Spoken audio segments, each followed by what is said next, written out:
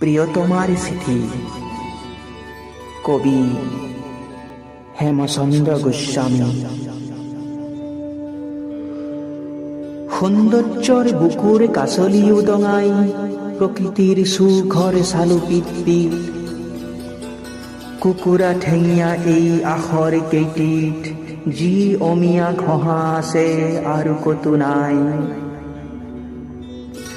কবি নিকুঞ্জত ফুলিগত কবিতাই মলয়াত উটি উটি ফুৰে পৃথিৱীত। তোমাৰ চিঠিয়ে কিন্তু জানে চিঠি গীত, কবিতাৰ কাটতে তাৰ গোন্ধকো নাপায়।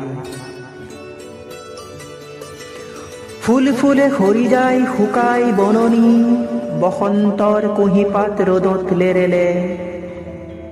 তোমাৰ চিঠিয়ে প্ৰিয়ে জানে কি মোহিনী, নিতৌ নোহা বাঁহী ন ফুল মেলে। যত হুঁ চুমা খাওঁ নালাগে আমনি, হৃদয়ত হেঁপাহৰ ভোঁতা তৰা জ্বলে।